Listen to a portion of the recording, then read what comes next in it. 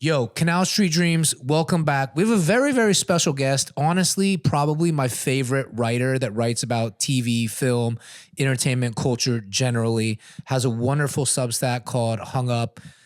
The one and only Hunter Harris. Thank you. Hi. Welcome. Thank you. Thank you for having me. No, definitely. Like your account and your chat is the one I follow for award shows. Like when the award shows are coming up, I'm like, I'm in the Hunter Harris chat. The chat is like the place to be. It's poppin'. It feels like Twitter in like the good days. Yes. Especially in award show nights because it's like we're all just like watching this thing together and like making jokes and just shooting the shit. So it's fun. Yeah, I think with the chat, like Substacks, Twitters, you just have to find the person that their brain is kind of like your Venn diagram as well. Like you're noticing the same shit, you like, dislike kind of similar shit. And your brain, I'm just like, yeah, I would like to watch this award show through the prism of this person's brain. The prism of someone who's like mentally unwell. Yeah, we're the same unwell girls. Yeah, exactly that. I also feel like, I don't know, when I started on Substack years ago, I was like, oh my God, community building sounds like so corporate and gross. But then when you're just like, I'm going to be like talking in a group chat about this thing with my friends anyway, so why not open this up to like a larger audience?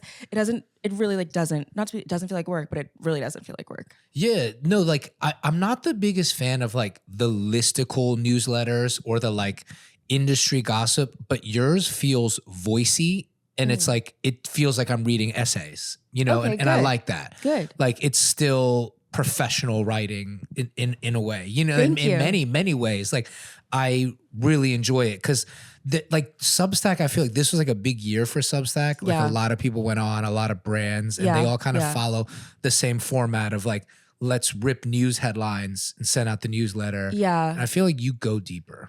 Well, thank you. Everything does kind of feel like an aggregate, but then there are some newsletters. I don't know if you read As Seen On. That's like a sort of like brand, like marketing newsletter that I think is so smart because I like want her ideas about like culture.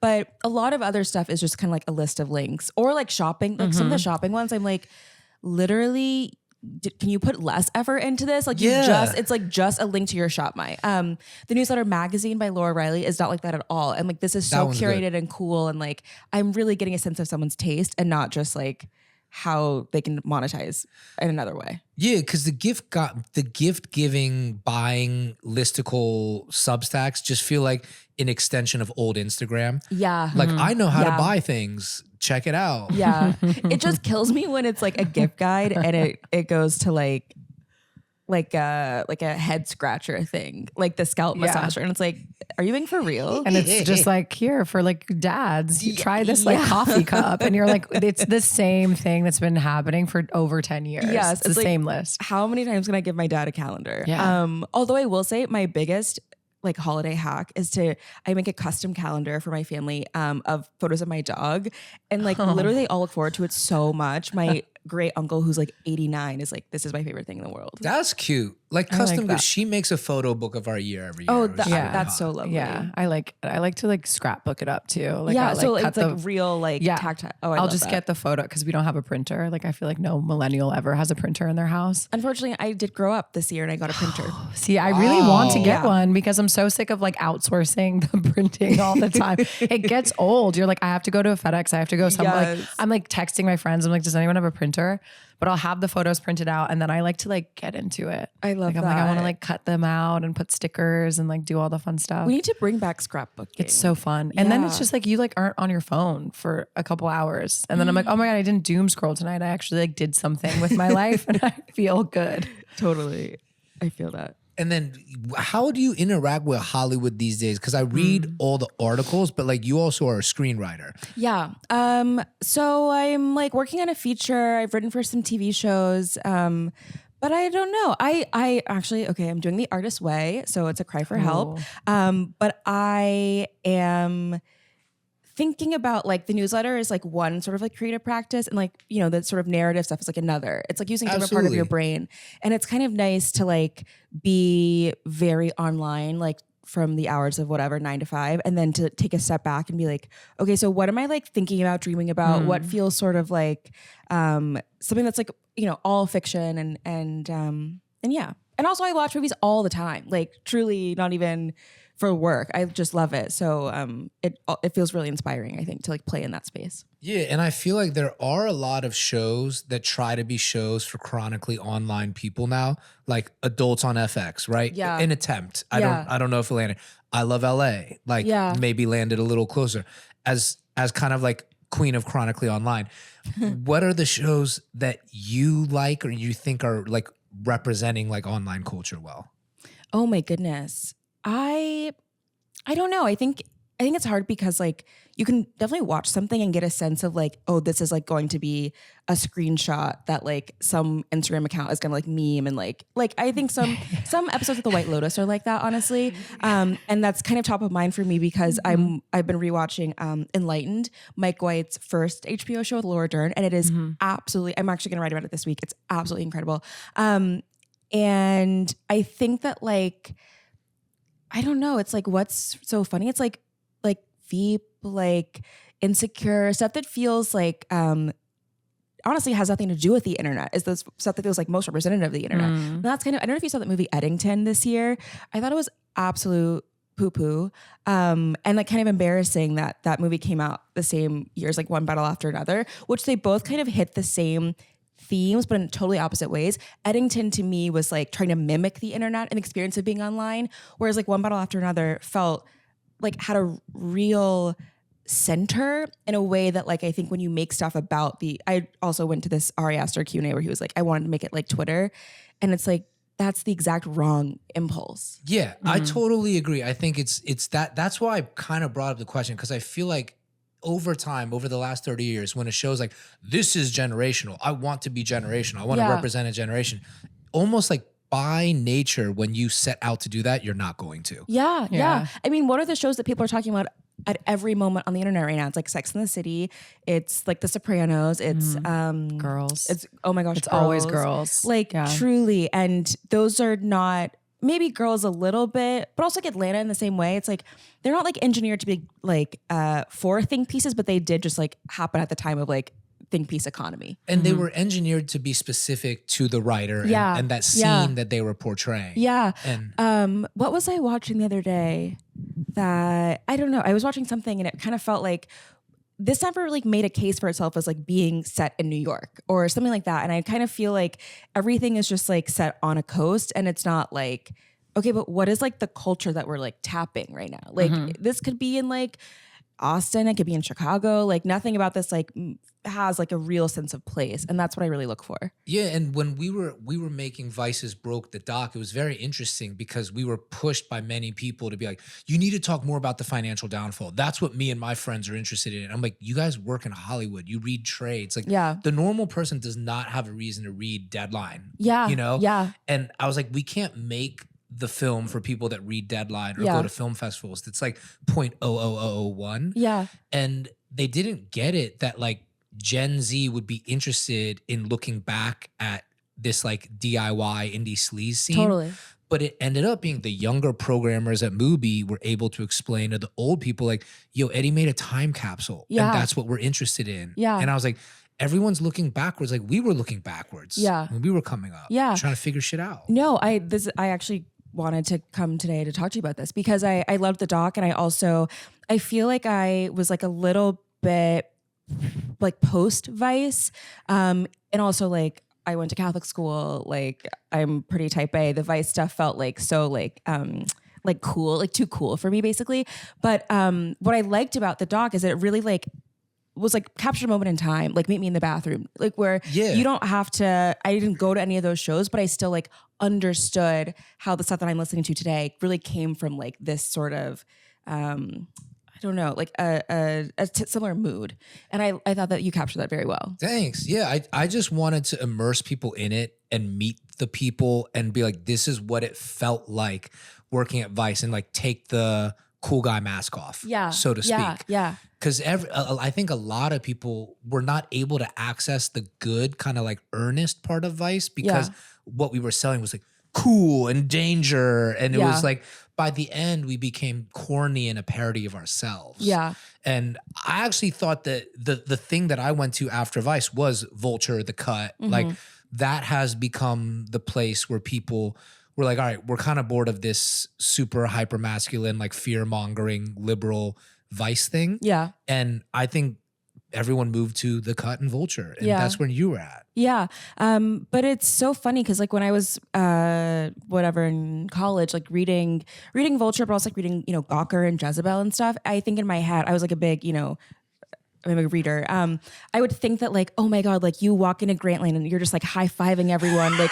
this is so cool. Like, oh my God, like what would it be like to like work at GQ in like 2012? Like you must like, I don't know. And then I don't know. It's like, you have this idea that like, you have such a sense of purpose every single day. And it's like, oh, it's like just a job. Like you are just like making like pennies and like making cool stuff with your friends, of course. But also like, there's no sense of like, it's like all, hindsight is 2020. It all feels like more glamorous and Oh yeah, especially if you're mentioning Grantland. Like that was the nerdiest dude, like nerd central for dudes. Like shout out Rembert. I love Rembert. But like the rest of that thing was hysterical, like nerdy frat dudes or dudes that didn't even get into frats. Yeah.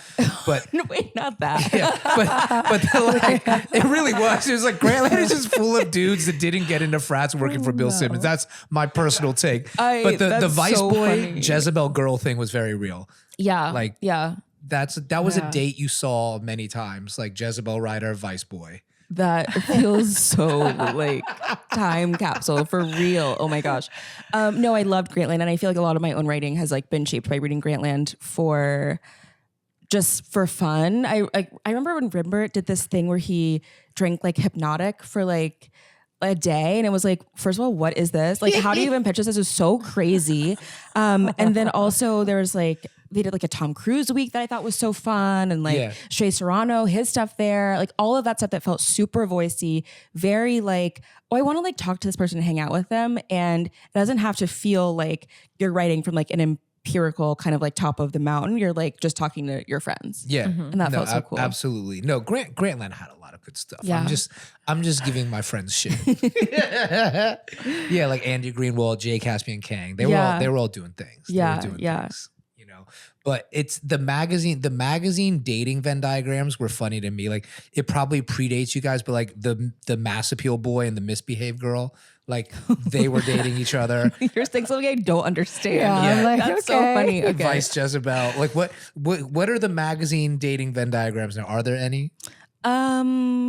Substack and like Line Cook. No, but like it's like the aspiring line cook. Like, so I'm gonna throw somebody under the bus, but it's the aspiring line cook who like actually has a corporate job. Yes. Totally, 100%. Yes. That's so it's funny. hot. That's so funny. Yes. Shout out Austin Tedesco. I was thinking about it in my head.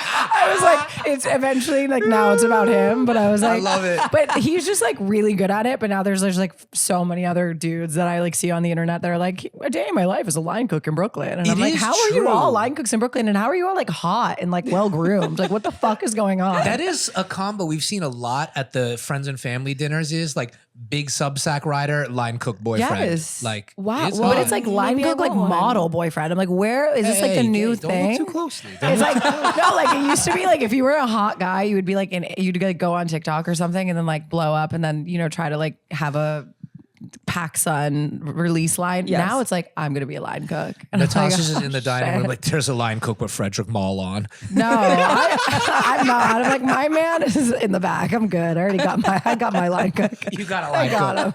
I was like, I met you. You were doing big things, and I said, let's be line cooks. Substack writer, line cook. I didn't. Yeah, that's pretty good. No, That's that new shit. But also, there's so many that have always existed. Like any just like good girl with a drug dealer.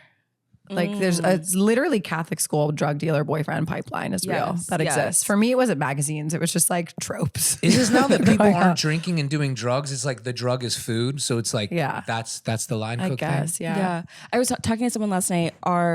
What community is crazier, food people or like movie people?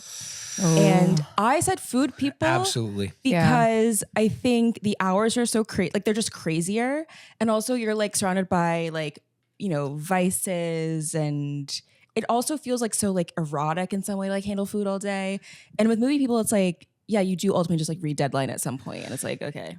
Yeah, like food people too. It's like we're generally broker, so you have nothing to lose. So heads are just going so hard. Movie people, like they do similar drugs and similar things, but it's in a very like Sofia Coppola, Lana Del Rey way of like, I'm bored. So the vices come from boredom and neuroses. Or they're like sort of the Entourage way of like, I want to do everything as like intensely as I possibly can and like be, you know, so ostentatious with this stuff.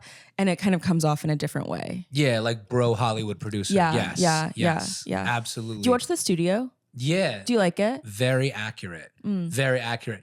I don't enjoy watching Seth Rogen do fashion. I have to be honest. Like when he tries to be leather daddy and like I'm hot, I'm just like, dog, I don't know. You like resemble SpongeBob, but I do love The Studio. Yeah. Incredible show, incredibly written. I think the most accurate show I've ever seen. I don't know, but what do you think?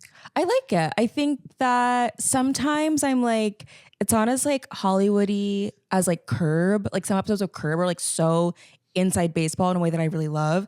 But I think The Studio is like ambitious in a different way. And I loved like the Wonder episode. Like that was so cool.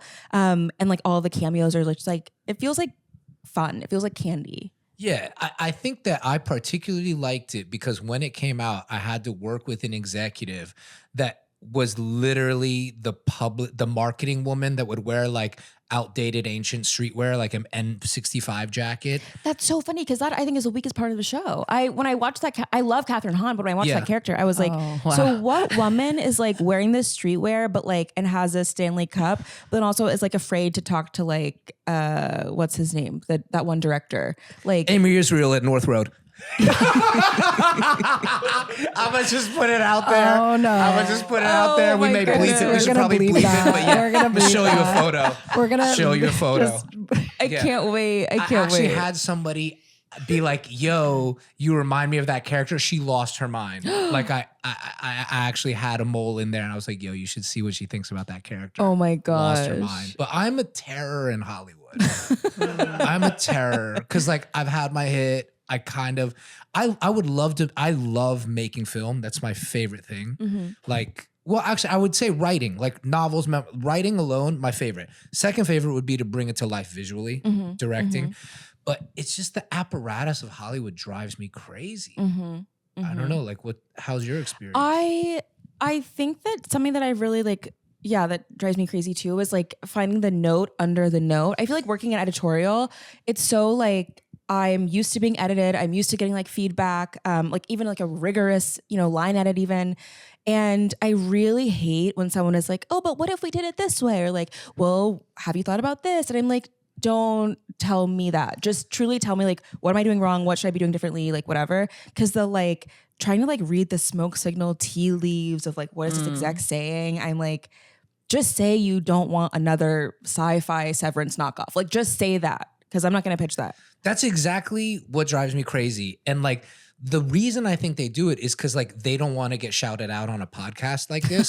So they're like, let me give you a vague note you can't hold me to. I'm going to do it over the phone. Yeah. So it's not written and there's no record of me giving you this vague note you may never figure out. Yeah. Because I never want anyone to be able to tell someone that I'm a whack producer. Yeah. And that's where I think it comes from. And I'm like, but you're actually going to ensure that someone thinks you're a whack producer because you're not direct. Yeah. Like we're writers, we're used to being edited. Yeah. Yeah. That is, I don't want to like spend time trying to figure out like, I was doing this one project. It was like not even, it was for like kind of a partnership thing, but there was like a huge note that I like wasn't understanding and they tried to say it like 4 different ways.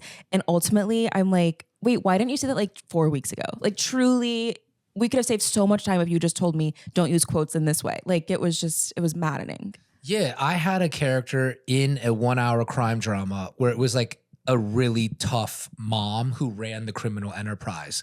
And the executive just kept being like, I love the mom. I relate to the mom so much. I love her so much. But actually they wanted me to soften her. And I was like, but you keep telling me you love them. And they like needed me to figure out to soften the edges by keep telling me how much they loved it. And I was like, that's insane. Yeah. I was never going to figure that out. That's the stuff that I don't know what to do with. Because I'm like, just tell me. Oh my goodness. Like my feelings are not going to be hurt. I hate that like agents speak of like, oh, we love it. But Yeah. You know? Super difficult. Yeah. Curious.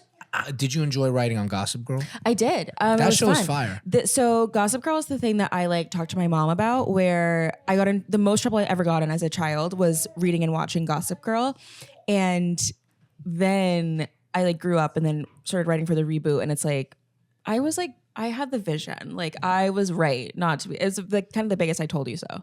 That's fly. How did you end up writing on Gossip Girl? I had known Josh Safran, the showrunner, for a while, just like being mutuals on Twitter. And then I did a story for New York Magazine where I was like shadowing him on set for a couple days. And then he just called me and was like, do you want to join us? And I was like, of course. That is Hollywood dream shit. That is Hollywood dream. But that reboot, I think there was a lot of expectation. Yeah. And I do feel you guys landed it. Yeah, I loved it. And I also felt like familiar with the world of Gossip Girl as someone who like grew up watching it. And that kind of like, I think it's in some way like every line is like a double entendre, funny in some way. Like it's a like really clever scripts. And that was what I always liked about the show the most, that I felt like I was kind of in a world of like really smart, articulate, kind of like bitchy, mean people. And yeah, representation matters. Yeah. Bitchy people matter. But do you find yourself writing more TV now or more film, screenplay wise? I think film. I'm working on a feature right now and I'm like, I like knowing where something ends. And I think with TV, it feels so like, you have like too many options. I always like begin with the end in mind. Yeah, to me, TV feels like more of this like never ending group project. Yeah. And then when you go to sell it, you have to be like, no, I know exactly how it ends. And I'm just like not a liar. I'm like, no one knows where this is going to end. And like, I can't lie to you in this meeting and tell you. Yes. But then they struggle with that because they're like, can you just lie to us and tell us how it ends so we can tell our boss to buy this? Oh my gosh, wait, that resonates so much because I truly, even I was talking to someone who was like at Substack and they're like, the newsletter is so good, but like you should like promote it more, sell it more. Like it's like you've built something great. Like you should talk about it more. And that's just not in my nature at all. I'm like, I can't lie to someone and say I know what I'm going to do next week or like that there's some master plan that I'm like just a writer. I don't like, it's just so weird when other people are like, I knew exactly what I was doing. And it's like, I'm never going to lie and say that. Yeah, and you have to lie to sell television. Yeah. Like you have to lie so much. And so I'm with you. I came up doing television, but I really prefer film now. Yeah. Like all of my whatever novels I'm writing that are getting optioned, people are like, wait, it could be a show. I'm like, I really prefer film. Yeah. And I think the people in film are a bit more like intellectual that I've dealt with, the producers, the studio heads, things like that. That's a big generalization. No one has to confirm or deny, but like that's my experience is like, it's a bit more artful. Like you can make a more artful argument when you receive notes in film. Yeah. Is my experience. Yeah. And I think that right now, like, I think it's always like kind of a seesaw. Like right now, TV is like so much that I think everyone's like buying like features now in a way that makes me happy because I don't know, TV just can be hard. It's like, it's a real like puzzle to put something together, like both arcs over episodes, over seasons. And yeah, tracking all that stuff is like really difficult. Yeah. And there's nothing worse than watching your baby get watered down and like not recognizable because some shows, they really are great for one season. True Detective, great first season. Yeah. After that, I don't think it's ever gotten close to that first season. Yeah. And I would hate to create something that got watered down and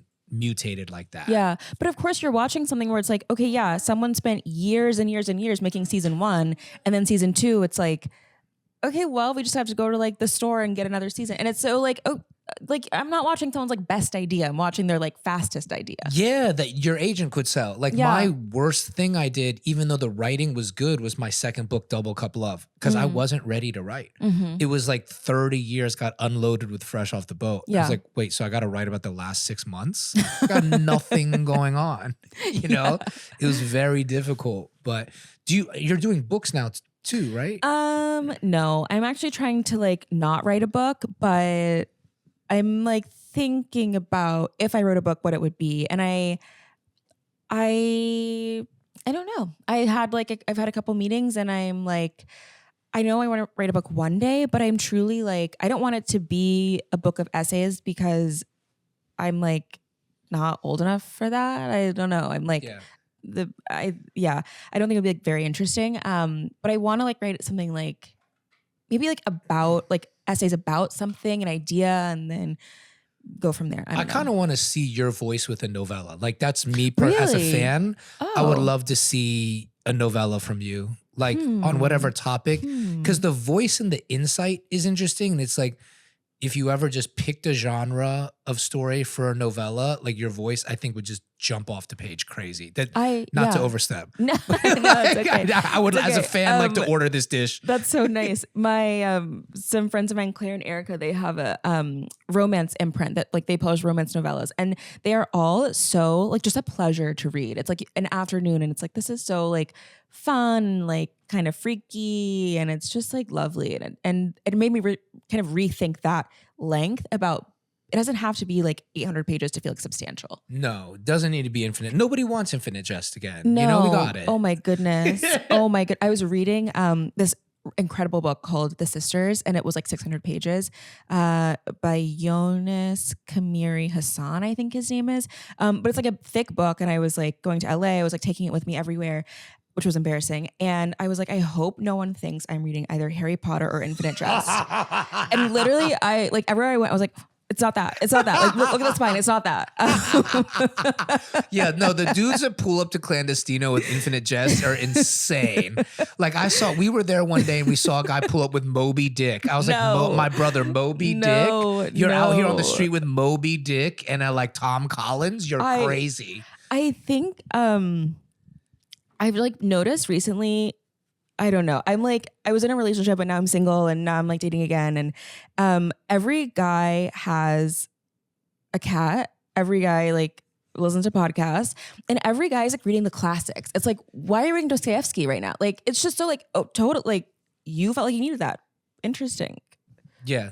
Why don't you read some Nora Ephron and like really we can talk. Yeah, no, this is definitely my brolit homies, like Harold Rogers and Sean Thor Conroe. They're just plowing through classics like Ulysses right now.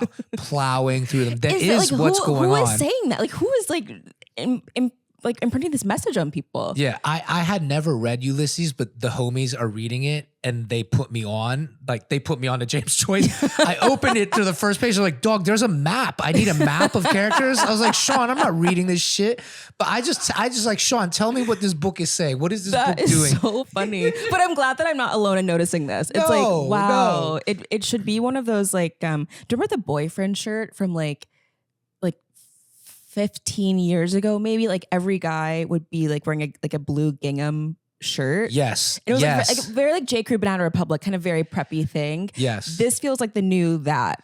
It exactly is. Yeah. And it's funny because my ancient homies, there's a guy that I've been writing about in my New York Mag column, and he always wears gingham. I just called him the dapper gentleman. He always wears gingham. Still. And I kind of like that. That's like classy touch. Yeah, it's like how I still just wear baggy jeans from 1993. Mm-hmm. He's still wearing the boyfriend shirt. And it works for him. He looks very good and chic and dapper in this boyfriend shirt. I wish I was like a person who like had a uniform that like someone knew like, okay, I'm seeing Hunter, I should expect her to be in this or something like that.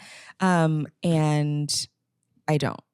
Yeah, I kind of have a uniform since I discovered Studio Nicholson. I'm just like, I'll just buy this in a new color this season, every season. Yeah. It makes it easy. Yeah. But that's really just, I'm too lazy to go shop now. Yeah.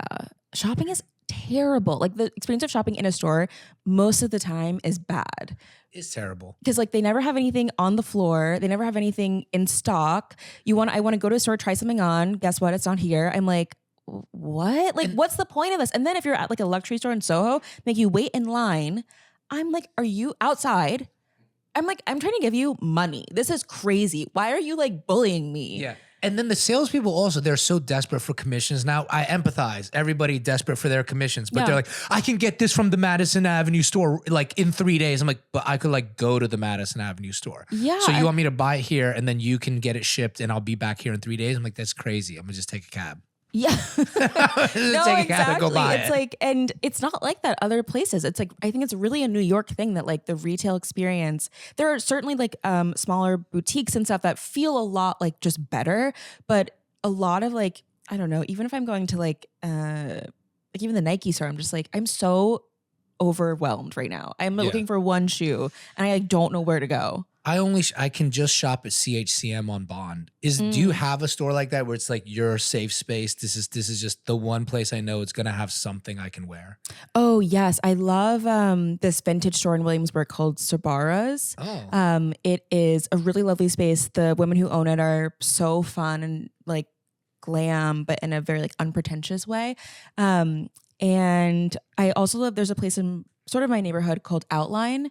And they just did a big thing where like they are no longer doing online shopping. It's only going to be like catalogs, and like that experience I think is like so cool. And I kind of like, it feels like more personal. And also as someone who is like from the Midwest, grew up in the suburbs, whatever, the experience of like getting a catalog and like circling the things that I wanted was like my childhood. And it was like getting a magazine, like getting a catalog in and being like, oh, I cannot wait to sit with this on the sofa. Yeah, I was like that with East Bay and the Source magazine. I was like, one day I will buy NBA jeans. You know? But where in the Midwest are you from? I'm from Oklahoma. Oh, word. Where in Oklahoma? Tulsa.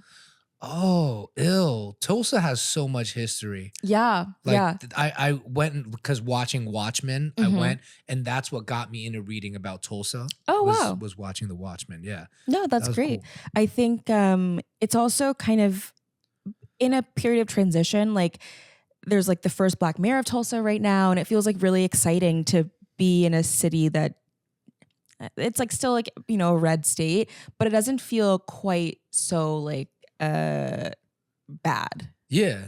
No, Yeah. I know what you mean. Yeah. Like certain parts of Florida are like okay now. Like I go back, I'm like, oh, you still crazy and you still will tear up a Margaritaville, but like I can talk to you. Yeah. Like, it's better. I think it's also like the more like my friends who are like liberal in Oklahoma or in Tulsa specifically are like being more vocal. Like I was always that way, but now it feels like, okay, now I'm like not the only liberal person like in this like vicinity in some way. And I think like that kind of like coalition building is like really nice. Yeah, I was always the only Chinese person and then the only liberal person. Yeah. And I was like, it was like 1v100. And I was like, I don't know. And so I want to ask you too about like woke 2.0, because I do feel like even though everybody got tired about this shit, right? I was like, you cannot say that things have not gotten better from the movement. Like at least the other side knows now certain things, like you probably shouldn't say that. You probably shouldn't do that. Yeah. And even if they do it, they know what's wrong about it. Right. And they are also, I think, sometimes doing it intentionally, like to be contrarian and to be like, guess what? That pronoun means nothing to me. It's like, it's with an acknowledgement of like what, like the harm that they want to cause, which, you know, is very like even more fucked up in some ways. But they can't deny self-awareness. Yes, exactly. And it really is like, but you know, like why like trans athletes should not matter to you. Like why that like does not materially affect your life and like let people like do what they want. Yeah. Yeah, no, I actually think the world is in a significantly better place in our interactions, even though, like you said, I think there are more attacks. There are more people with like vitriol and like venom, but we cannot deny that we all know what's right and wrong now. Yeah. Like, I think the humor is coming from them being like, I'm going to do something fucked up. Yeah. Yeah. So. But it's also like, things that are, I mean, remember when like Nazis like just were bad, and now it's like, I think they're bad. Do you? And it's like, yeah. But I'm happy we're talking today because this is the first time I felt like politically optimistic, like after Zohran's win, honestly, like truly since like, I don't even know. I guess I was happy like in 2020, but like maybe since like Obama. Yeah, I would say it's Obama because 2020, I was relieved that Biden that's the won, word, but I relief. was like, he's a dipshit. Like, I have to be honest. You don't have to confirm, but I was just like, this guy is Walking Dead. But I was relieved, completely relieved. And then, yeah, since Obama 2008, like I have not felt this positive. Yeah. And I've really been talking to friends and thinking about like, how can we keep the momentum going without being insufferable? Yeah. Oh, very true. And I don't like stan politicians as a rule, but it just feels good to like think about leadership as someone who's not like 80 years old, who is really like doesn't really care about what we want or like issues that affect our lives, like affordability. And so that's nice. Yeah, I love Zohran, a huge supporter. We've been talking about it a lot, but I just want everyone to kind of like, all right, we won. Now wake up for a second. Don't let this get to the like Obama is my homeboy Urban Outfitters t-shirt. Oh, just like, can we that's please? what I mean. I'm like, I don't stand politicians because it's too like, that's the stuff. Even low-key like the No Kings thing. I'm like, yeah. Okay, so this is a movement for white mothers, and I see you and I hear you, but that's not a movement for me. Like, I don't have anything to do with this. And they all are. If you have the ambition to do this, you want to be a king in some way, shape, or form. We see it. Yeah. You know, like it's like when someone's, oh my God, I can't stand it, but I got to do it. I got to do it. I got to do it. It's like these people that run to be politicians, they have a different ambition. They're different animals than we are. Yeah. And like, I really like the don't stand rule. Yeah. Like now that you've won, Zohran, love you, voted for you, supported it. What are we doing? Like, let's do the shit. Yeah. Let's get this shit done. And I think it also is like some sort of maybe parasocial inclination to like decide, oh, like I absolutely love this person. It's kind of like being a barb, honestly. Like you cannot see what Nicki Minaj ever does wrong in a way that is like, who's up here? Like what? Like you still have a mind for yourself. Like it's very like Stan Twitter, like infiltrating all of our Stan TikTok, infiltrating like all of our like normal thoughts. Yeah, I think mission accomplished, right? Mission accomplished. Let's get the banner on the ship, right? Mission accomplished. Zohran's elected. But I think it is a really important moment now for everyone to stop glazing. Like he now works for us. Yeah. You know, and it's like when Obama went in, I remember I was really, really disappointed when he bailed out the banks. Yeah. And then the drone strikes, didn't close Guantanamo, didn't get single payer, voted for him both times. Still the best president of the last 50 years. Yeah. But I was just like, no one was holding it account. No, we were not giving him the support to get those measures through because we were too busy. Like, what a playlist. Yeah. You know, I was like, dude, it's a president. Like, who cares? No, I like the playlist. Okay. I'm sorry. You're telling me Obama listening to SZA doesn't make you laugh? I love that. Love like, SZA, especially the first album. He was listening to the first album. Yes, exactly. I think the playlists are fun. It is also like, it's just nice. It's very humanizing in some ways to like think of a president as like someone who is a real person who like has real tastes. It's fair. Versus like I could win Hater of the Year like any year. So it's just so funny now to think about. Like, remember when the White House like had cultural capital when like it was like there were people there who like cared about art and like history and humanity and Kehinde Wiley was painting people. Yeah. You know, beautiful portraits. Right. And now it's like, who was at the inauguration? Like, I don't know, like someone random. Yeah. That was one of the biggest things when Trump came into office in DC after the first 3 years of his first term. Everyone I know in DC was just like, this not only like it killed culture everywhere around here. Yeah. This administration just like has no nose for real culture or anything. Yeah. Humanity. And it's just like, that's so sad. I mean, I don't like DC very much, but it's just fascinating how it can like change that quickly, like based on the administration. There's something else I was gonna ask you about. What was it? I can't remember. I lost it now. It's okay. I have questions for you. I have questions because I really enjoy your taste in television and film. But I wanted to ask you 1 hour drama versus, all right? Okay. Yellow Jackets or Homeland? Homeland. Wait. Are you a Timothée Chalamet fan? I am. After I watched his high school talent show performance, that's what made me a fan. Have you seen his like bedroom raps? Oh, a few of them. Yeah. Well, the one where he's like, Homeland, which turned into Domeland, meaning I'm getting dome on the daily. Timmy 10, the next one. Like the most hilarious video ever made. But yeah, so Homeland. For that reason alone, we're going honestly. Homeland, Domeland, Timothée Chalamet land. Homeland or Breaking Bad? I haven't watched Breaking Bad. That's okay. We're going to go Homeland. Homeland or The Wire? The Wire. The Wire or Sopranos? Sopranos. Sopranos or Succession? You're trying to get me murdered. Okay, Succession. I'm going to say it. Sorry. No, this is all set up. You're going to see in the order I set you up. Succession or Twin Peaks? I'm going to say Succession. Succession or 6 Feet Under? I haven't seen 6 Feet Under. Succession or Big Little Lies? Okay, be for real. Succession. All right. Well, wait. Oh no, but I love Big Little Lies season 1 so much. Okay, We're talking season 1, yeah. I have to go. I'm like thinking it. I have to go with, I think, Succession, if only for like Connor Roy being like such a funny, weird character. But I really love like Reese Witherspoon in Big Little Lies. I think it's like a very underrated performance from her, and I wish people acknowledged it more. I thought about this list in the order for like probably 45 minutes writing this, because I was like, I feel like your audience there's a very Big Little Lies audience inside the Hung Up audience, but I was like, your critical brain is probably going to pick Succession. Yeah. But I really do like Big Little Lies. Especially like season 1 is so good. Yeah. And it's like perfectly put together too. It might be Natasha's favorite show. Like she really goes back to watch Big Little Lies a lot. And really? Yeah. And I watch it, and in this funny way, I was just like, this feels so odd, but it feels like the mise en scène of Zodiac applied to like a family drama. Yeah. Interesting. Because it's like kind of like NorCal coastal and like a little smoky. Yeah. I feel like it's like sitting down to watch Zodiac for an afternoon. That's so okay. Now I need to like both rewatch Zodiac and rewatch Big Little Lies, like from that lens, because I'm curious. Yeah. Because it also, I think, because like the crime element is there, it does feel very like observational in a way that you are like seeing things that you shouldn't. It feels very like, whisper in a way that I think is like one of the smartest things about it.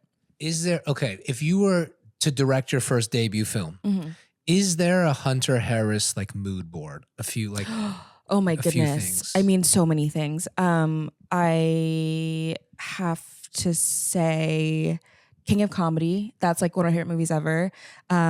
Like so funny, so weird, so like there are a couple scenes in that movie that are like my favorite scenes of all time. This TV show I Hate Susie that was on HBO. That is like it's like just this show about women, and it's like this woman, this like actress is like found out that she had an affair, and she's like going through her life, and it's just absolutely one of the best things I've ever seen. I would also say like Insecure and also Chewing Gum, the first Michaela Cole Netflix show. Love Chewing incredible. Gum. Oh my goodness.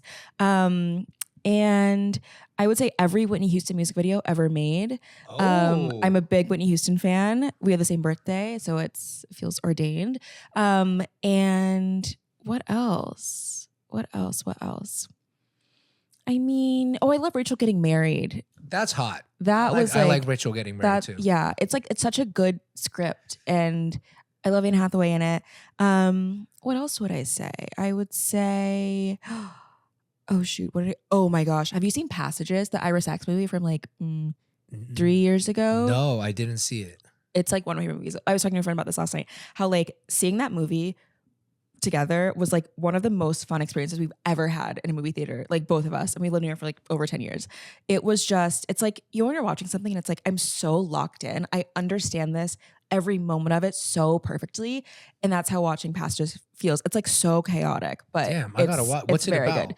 It's about this director and his like husband or partner, I can't remember if they're married or not, is like a artist or like sculptor of some kind, whatever. But he's like, he always gets in a mood after he finishes a movie, and he starts having an affair with this woman, and he's never slept with a woman before. But it's like, it sounds like so melodramatic, but it's so funny and like raw, and it really like changes moods and tones so elegantly, where it's like you're laughing out loud, but also this feels like, oh my God, my heart is like being taken out of my chest.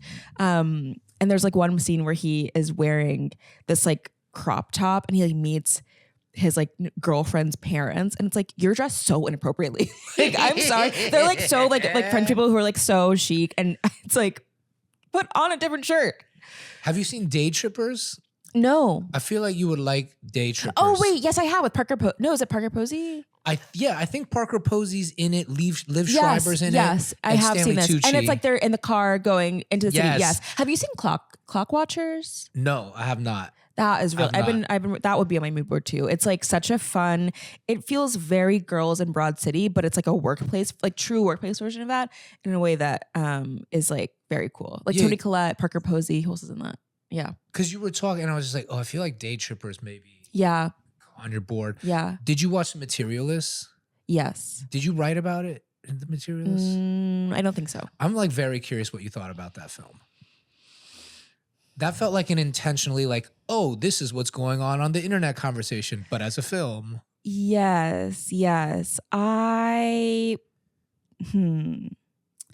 feel like I loved like everything the Celine song said about the movie, about how like we don't take love seriously, like cinematically, how why is everything like dismissed as like a chick flick if it's like about like the most human thing that we can ever feel? And yet the movie itself, I'm like, what do you mean Chris Evans is like, I'm gonna audition for commercials now, and like that's my big turn. Like what materially changes between the beginning of the movie and the end of the movie? Like he's still broke with veneers. Yeah, and Chris Evans as cater waiter just like cracked me up. Like that fucking cracked me up. Pedro Pascal as a mentally 5'4" man cracked me up. I was like, but it's no one felt like a real person, and I understand that it's like something about ideas, and it's supposed to be like very heightened and like, you know, which is fine, but like there's nothing to like hold on to that I'm like, no one in this movie like has a real conversation about like what they're thinking or feeling until the scene with Dakota Johnson and Pedro Pascal when he's like, I think he wants to like continue seeing each other, and she's like, but we're not in love and we both want to be in love, and it's like okay to want that. And that felt like the only moment in the whole movie where I'm like, finally someone says something real to one another. And it's not like I don't know if you watched like The Girlfriend Experience, season 1, or like that's one of my favorite shows also, or like Closer with Julia Roberts or something like that, where it's like them talking around their feelings is part of it, but in The Materialist, it felt like there's like not a lot of like it just felt centerless. Yeah, it felt like words and mouths. Yeah. Like we're gonna put this word and this is an allegory. And I'm like watching a Greek allegory play out single cam. And this is like an idea of a woman who lives in New York. This is who like wears trench coat, button up to the top, running around the West Village. But trying to repeat like the conflict from Closer, or like Millennium Mambo, and it's just like those were lived in. I felt it with those characters. And but again, I think like every interview I read and all like the clips of her talking about it, Celine, I mean, I thought, I'm like, oh, I'd love to like see this in like maybe a novel form, because all of the ideas are so compelling in there, but I think it never really made a case for itself as like, why is this a movie, and why does it also start with like the prehistoric like cavemen I was like, what? It was a very choppy film. After Past Lives, which I thought was incredible and felt lived in, I was just like, this feels like you read Pygmalion and was like, I'm gonna do my George Bernard Shaw thing, you know, like I'm gonna create a new formula. But like I didn't enjoy it. I enjoyed the premise, but not the film. But it raised a lot of questions. Okay, last thing you got hung up on. SZA, the SZA GQ Man of the Year cover. That was good. And actually, let me tell you, I'll tell you exactly what lines I loved, because SZA, well, I'll say Bob Dylan is the SZA of his day. Not a vocalist, lies a lot, does weird shit all the time. Like, they're just like so aligned in my head. Like, really good writer, but like just says like strange stuff always. And in this profile, which I've been wondering for like, you know, for however long they've been fussing, like how SZA feels in the middle of the Drake-Kendrick beef. Because like she obviously is very close to Kendrick. Yeah. Obviously also very close to Drake. And I'm like, who gets you in this divorce? Like, does one of them text you and you're just like, I don't know, man. Drake's like, you couldn't have warned me about Euphoria? And she's like, it's not my place. Like, I don't know. I think Top and Punch got her for 2 albums. That's who won. You know? This quote is crazy. So she's speaking to GQ about the feud, and she says, the feud was between 2 grown-ass men, so why would I insert myself? Direct quote. I feel like that's how everybody felt, with the exception of people who didn't feel that way. I love her down. I'm sorry, writer of a generation. I feel like that's how everyone felt, except for the people who didn't feel that way. Absolutely love it. And then one more. Obviously, I'm signed to TDE. Obviously, I've known Drake for so long. And obviously, it's always unfortunate when the unfortunate occurs. it's always unfortunate when they put that over a guitar riff. I'm listening to it every single day. Yeah. No, her brain is just on another level. Yes. Like, you got to read between the lines talking to SZA, and she's saying everything. And she's very rarely wrong. No, I think she's like, it is always wrong. Unfortunate when the unfortunate happens. Yeah. She always speaking in tongues, but she's kind of always correct. Do you follow her Finsta? Oh, I don't think I do. It's like barely. It's just like, it's not even like shit posting, but it's just so funny that she will like post the most random stuff in the world, like screenshots of like reels that she's like, we're all just here on earth to hang out. Like, I'm just vibing, and I'm like, you are so funny. Like, I will never get enough SZA. No, she's the best. Like, my favorite casting call all time was with SZA. Really? Yeah, she's attached for one of our films, and she's just like hysterical and so smart and just gets to the point. Yes. Doesn't waste any time. Yeah. But like, will let you know what she wants and needs in code. Yeah. You just gotta, gotta read. You gotta speak SZA, which is easy. It's actually, if you have a brain, it's like quite easy. Yeah. But okay, a celebrity you would trust to order for the table. Ooh. Oh, that's such a good one. I would trust Tony Shalhoub. Oh. I would trust Tony Shalhoub to order for the table. Wow. Why? Not that I disagree. No, I just feel like he knows a lot of places. I mean, he was in that movie Big Night. I feel like I'm a big Monk fan, so I would just I want to hang out.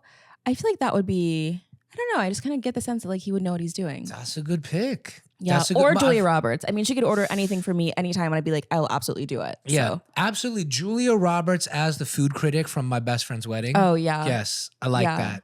Julia Roberts was my first love. Really? Absolutely. Oh my goodness. Absolutely. That's my mother. Yeah, so fly. Okay, last one. Best movie of 2025. Morning Supreme. Morning Supreme? Yeah, Morning Supreme. Or Sentimental Value. Which I just saw the other day, and I like really blew me away. I have not been able to see Marty Supreme yet, but I have been watching a lot of Odessa Azion shows and reels. Like, incredible actor. Yeah. I think she's going to be like next great actress. I had not really been familiar with her work before because I didn't watch like her Netflix show. Yeah. But I thought she was so good in Marty Supreme. Yeah. But also, like, I mean, Timothée Chalamet is like amazing in it, like legitimately. Yeah, a casting director hit me and was just like, yo, watch Odessa. And I started watching, and she was actually on this adaptation of a British show called Ghosts. Oh, okay. And it wasn't like super critically acclaimed, but I watched her perform. Sometimes I like to watch an actor and like not the thing. And I was like, whoa, when she's on, it's a show. Mm-hmm. When she's not on, it's not a show. Mm-hmm. And I just became obsessed. And then obviously saw her in like I Love LA last week. Can't wait for Marty Supreme, but like that woman can really fucking act. Yeah. Yeah. She really just like seems very natural. And yeah, but I think she's really talented. Yeah. All right. That's all the questions. Thank you for coming on the show. Oh my goodness. This was a lot of fun. I would talk to you about movies, film, anything, anytime. This has been so lovely. Yeah. What a fun day. Thank you.